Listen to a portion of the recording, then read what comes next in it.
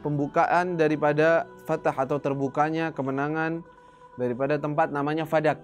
Nama tempat wilayah daripada orang Yahudi juga. Baladatun bainaha wa bainal Madinah yauman wa bainaha wa baina Khaybar duna marhalah. Jadi dia itu antara kota Madinah dengan Fadak itu, tempat itu, kota tersebut itu kira-kira kalau jalan 2 hari perjalanan pakai onta. Perjalanan normal 2 hari. Ya mungkin sekitar 80 km, sekitar segituan. Oke. Itu Fadak. Wa sulhu Taima, dan juga adanya sulh, perjanjian damai dengan golongan namanya Taima. Jadi golongan Yahudi juga. Wa ghazwatu Wadil Qura, dan juga peperangan Wadil Qura, yaitu suatu kota atau desa antara kota Madinah dengan negeri Syam.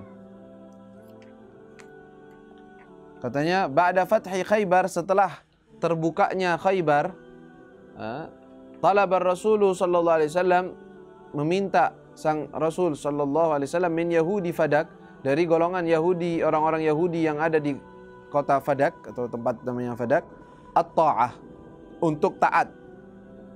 Mau enggak kalian? Kalian mau dikalahkan atau mau gimana?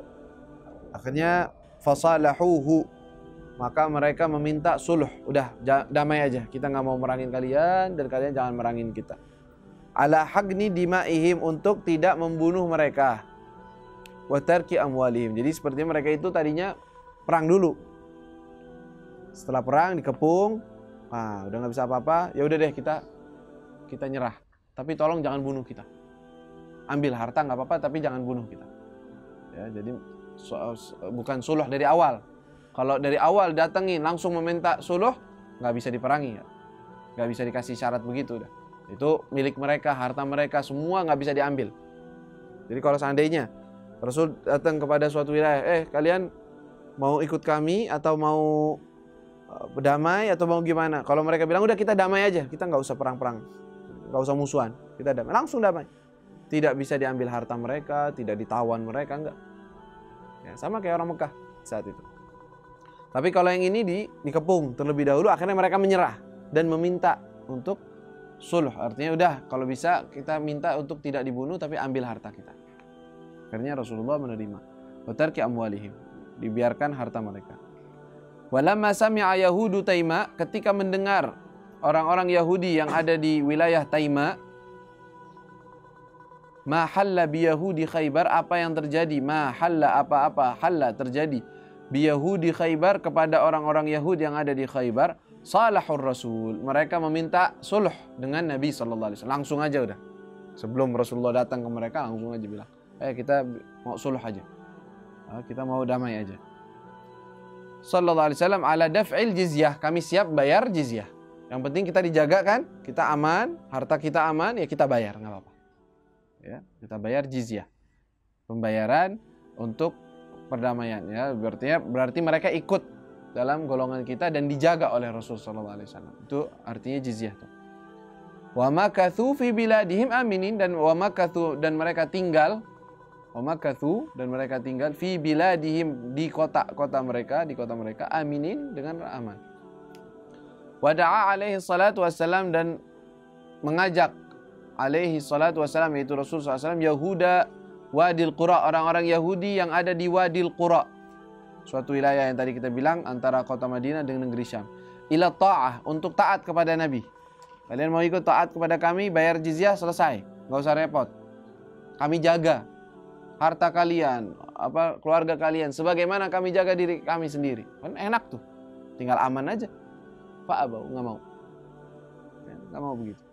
Wa qatalul muslimin, bahkan mereka memerangi orang-orang Islam. Faqatalahumul muslimun, setelah itu diperangi oleh orang-orang Islam.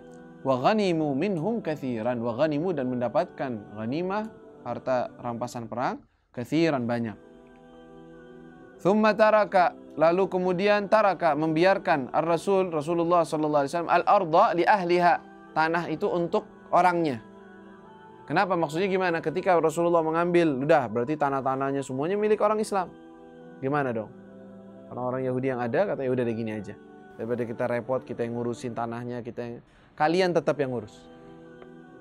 Tapi separuh.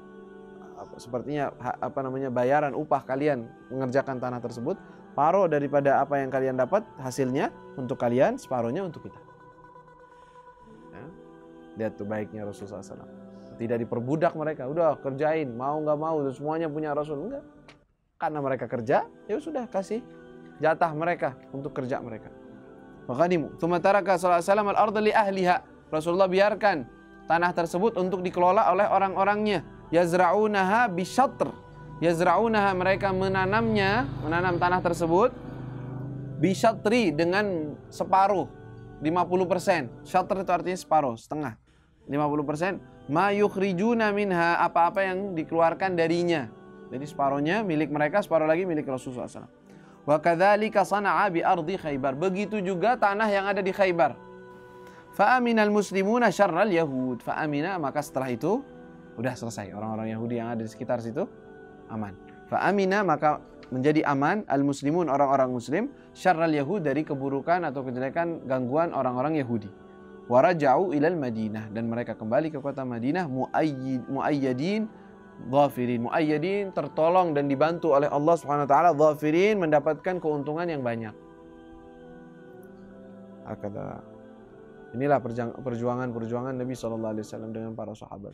Ini semua pada 1 tahun semua. Cepat banget. Ya. 10 tahun di kota Madinah itu udah terjadi berapa perangan. Banyak sekali. Ya, bahkan setiap tahun, setiap berapa bulan sekali ada peperangan di situ, ada terjadi. Rasulullah SAW keluar dari kota Madinah. Wallahu ta'ala a'lam.